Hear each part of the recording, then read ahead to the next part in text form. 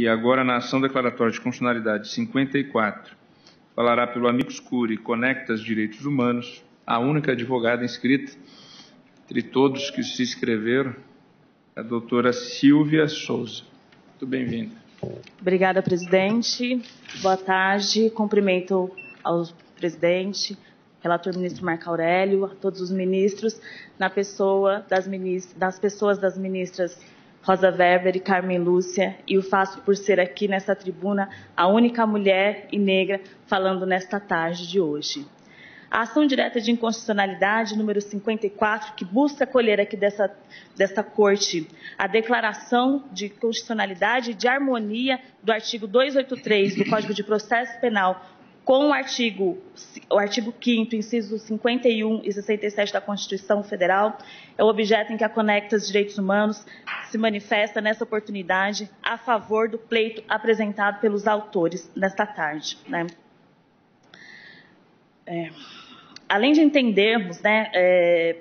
entendermos que a posição divergente da constitucionalidade do artigo 283 do Código de Processo Penal, ela atinge ao princípio da vedação ao retrocesso.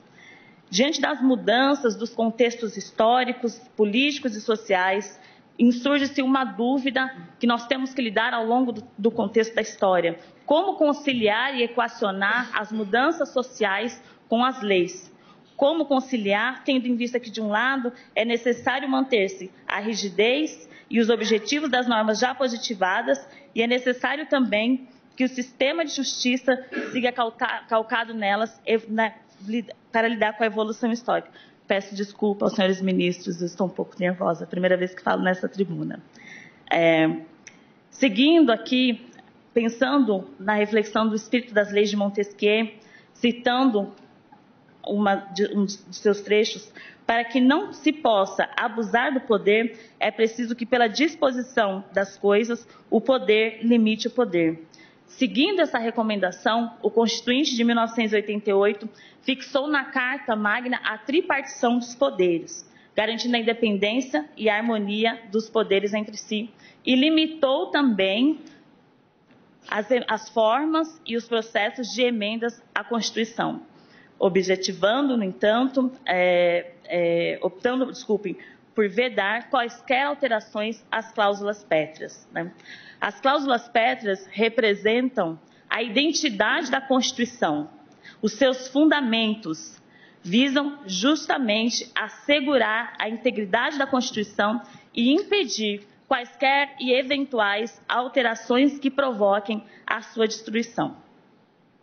Busca-se aqui revisitar esse entendimento para declarar a compatibilidade e harmonia do artigo 283 do Código de Processo Penal com a Constituição Federal, em especial o inciso 57 do artigo 5º, reconhecendo-se, então, a presunção de inocência como direito e garantia fundamental a todo e qualquer cidadão, como muito bem já expositado pelos meus colegas da Defensoria. A partir dessa compreensão dos limites materiais de alteração da Constituição, surge-se o princípio de vedação ao retrocesso, o que significa dizer que ao constituinte derivado é permitido se ajustar à Constituição no limite da interpretação das cláusulas pétreas, desde que se não afronte a essência dos direitos e garantias fundamentais já conquistados. Os tribunais brasileiros e esse Supremo Tribunal Federal vêm, ao longo dos anos, reconhecendo este princípio.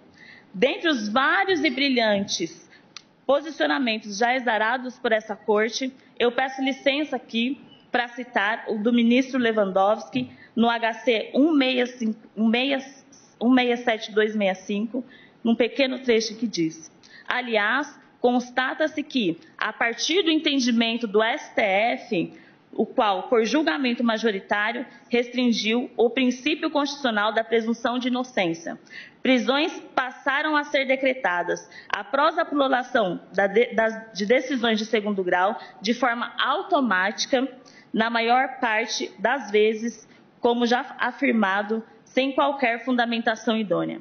Em outras palavras, nós podemos entender que os atos públicos que impliquem em alteração de direito e garantia fundamental devem sempre observar a coerência lógica material do princípio da vedação ao retrocesso.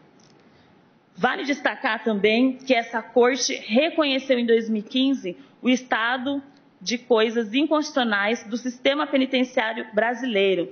De lá para cá, muitos massacres aconteceram, pessoas foram decapitadas, o número de torturas, de denúncias sobre torturas tem sido cada vez mais crescentes. O artigo 312 do Código de Processo Penal prevê que, na hipótese de aplicação das restritivas da prisão cautelar, embora posta no sistema de justiça como exceção, torna-se regra, em especial, a aplicação para a população negra e pobre. É preciso reconhecer que a restrição de direitos, sejam econômicos, sociais ou as liberdades, atingem em primeiro lugar e com muito mais força a população pobre, preta e periférica, aqueles que pouco aqui são ouvidos e representados. Haja vista o fato de eu ser a única mulher negra, a única pessoa negra falando nessa tribuna. Isto porque os corpos negros estão nas valas, estão empoleirando as prisões em condições subhumanas, em condições insustentáveis. Um debate tão sério quanto a relativização da presunção de inocência tem sido pautado como se afetasse apenas aos condenados pelos crimes de colarinho branco, quando, na verdade, nós sabemos muito bem a quem se endereça o aparato penal do Estado. Como já citado pelos colegas da Defensoria Pública e pelos demais que me antecederam, eles se endereçam aos pretos, pobres e periféricos. Neste sentido, considerando os dispositivos constitucionais da separação entre os poderes, os ritos da vedação de alteração constitucional, o princípio de não retrocesso, é que entendemos e defendemos que é fundamental que essa Corte, partindo de uma reflexão ampliada, julguem a ação declaratória de constitucionalidade do artigo 283 do Código de Processo Penal, com eficácia erga omnes e efeito vinculante nos termos do artigo 102, parágrafo 2º da Constituição Federal. Agradeço a todos a oportunidade de falar e pela atenção dispensada a mim. Muito obrigada. Agradeço a doutora Silvia Souza e registro que Vossa Excelência falou como alguém que já tem experiência de ter estado várias vezes nessa tribuna. Meus cumprimentos.